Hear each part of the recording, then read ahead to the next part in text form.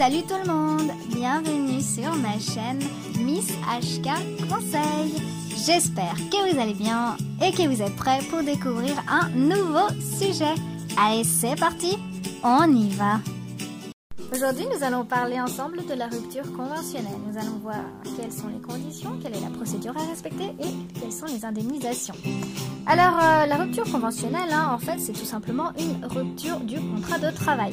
Elle peut être à l'initiative du salarié ou à l'initiative de l'employeur. À la différence de la démission ou du licenciement, la rupture conventionnelle, en fait, ça constitue le seul mode de rupture du contrat de travail à l'amiable. C'est-à-dire que le salarié qui va signer une rupture conventionnelle avec son employeur va percevoir une indemnité de rupture. Il a également droit aux allocations de chômage, si bien sûr il en remplit les conditions d'attribution. Si vous souhaitez avoir plus de détails sur ce point-là, n'hésitez pas à me laisser un commentaire.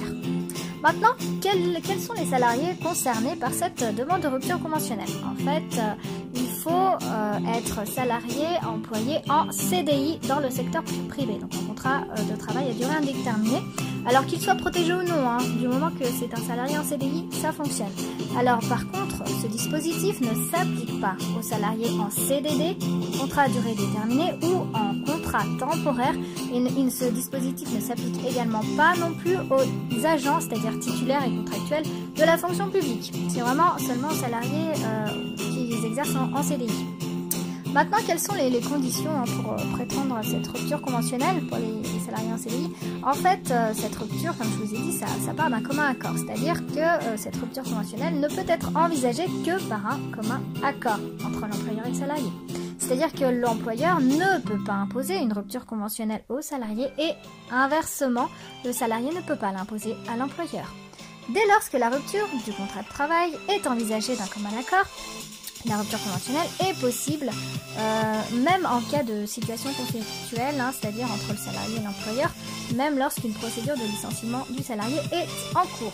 Maintenant, quelle est la procédure à respecter? En fait, par exemple, quand le salarié veut demander une rupture de contrat de travail par une convention de rupture conventionnelle, en fait, il peut faire sa demande par écrit, et c'est même, on va dire, ce qui marche le mieux, c'est même ce qui est conseillé, c'est de faire sa demande par écrit, donc soit en envoyant une lettre en recommandé avec accusé de réception à son employeur, soit en lui donnant en fait en main propre, avec une remise en main propre, contre décharge à son employeur.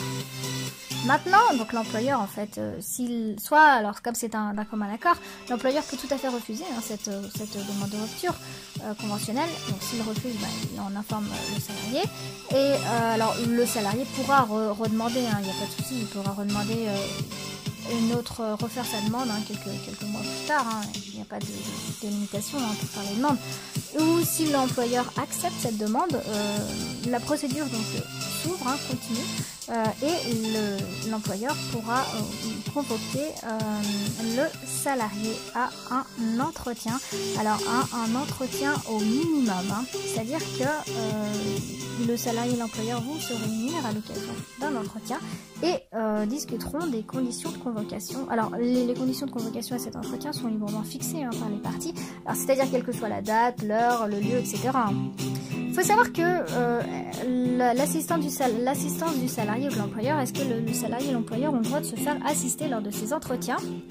La réponse est oui.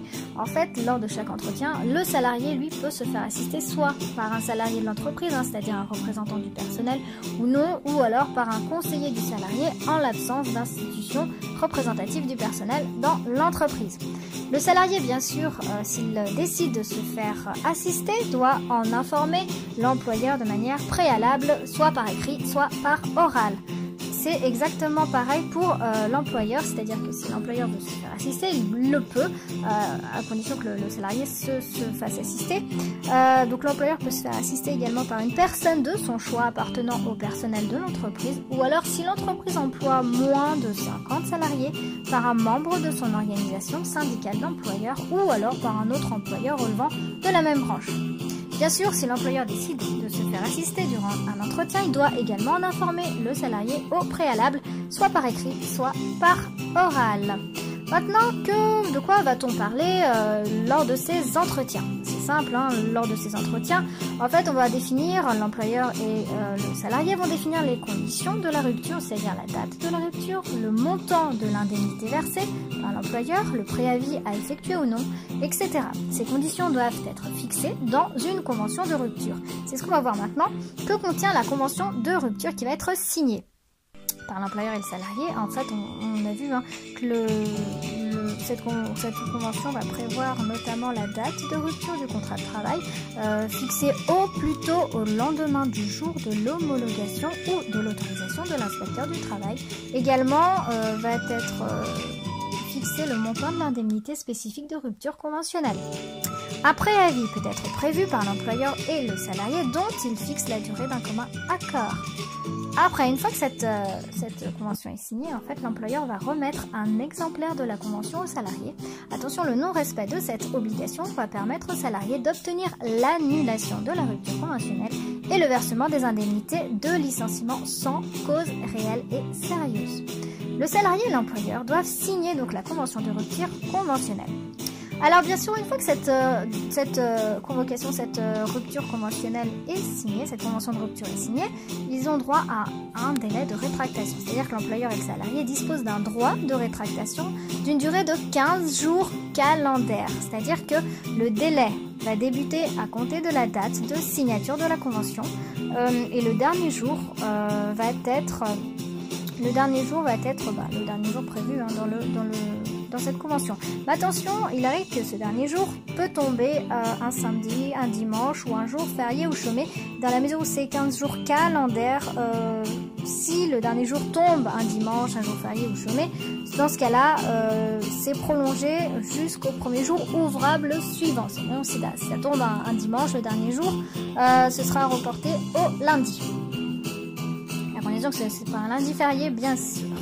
Maintenant, à partir de quand il va valider cette convention? En fait, une fois que le délai de rétractation est dépassé, et en l'absence de rétractation par l'une ou l'autre des parties, dans le délai prévu bien sûr, la convention doit être adressée à l'administration pour obtenir sa validation. La procédure de validation de la convention varie selon que le salarié est protégé ou non. Alors si vous voulez avoir des détails également sur ces points-là spécifiques, n'hésitez pas à me laisser des commentaires, j'y répondrai. Maintenant, quelle est la situation du salarié durant cette procédure? Tant que le contrat n'est pas arrivé à expiration, le salarié poursuit son activité dans les conditions habituelles donc de son contrat de travail. Si le salarié est en congé, il est en congé, hein, ça ne casse pas son contrat, ça ne casse pas la procédure, il est en congé. S'il a pris des congés payés ou s'il veut prendre des congés payés durant cette procédure, il a le droit de prendre des congés payés durant cette période. Alors là, je parle vraiment du cas général où le salarié reste dans l'entreprise, n'a pas de congé ou n'est pas en arrêt de travail. Il y a des cas spécifiques et des conditions spécifiques, c'est le salarié est en arrêt de travail et est-ce qu'il peut oui ou non faire une demande de rupture conventionnelle et c'est possible mais seulement dans certains cas. Donc si vous voulez avoir des détails sur ces points spécifiques, n'hésitez pas également à me le dire en commentaire, j'y répondrai. Maintenant, quand on prend le contrat, en fait, la date de fin de contrat est prévue dans la convention de rupture tout simplement. L'employeur va remettre au salarié les documents suivants, donc c'est les documents classiques, j'ai envie de dire. Donc déjà le certificat de travail, l'attestation de Pôle emploi et le solde de tout compte. Et également l'état récapitulatif de l'ensemble des sommes et des valeurs mobilières épargnées ou transférées au sein de l'entreprise dans le cadre des dispositifs de participation, d'intéressement et des plans d'épargne salariale. Le salarié perçoit également l'indemnité de congé payé s'il n'a pas pris tous les congés acquis à la date de rupture du contrat. Si le contrat de travail prévoit une clause de non-concurrence, la contrepartie financière est due, sauf bien sûr renonciation à la clause. À l'issue du contrat, le salarié a droit aux allocations chômage s'il remplit les conditions permettant d'en bénéficier.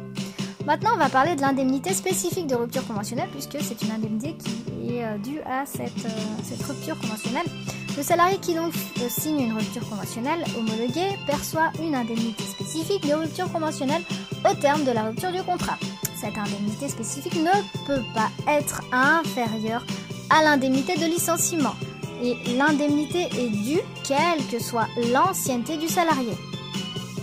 Le montant de cette indemnité est librement négocié par l'employeur et le salarié.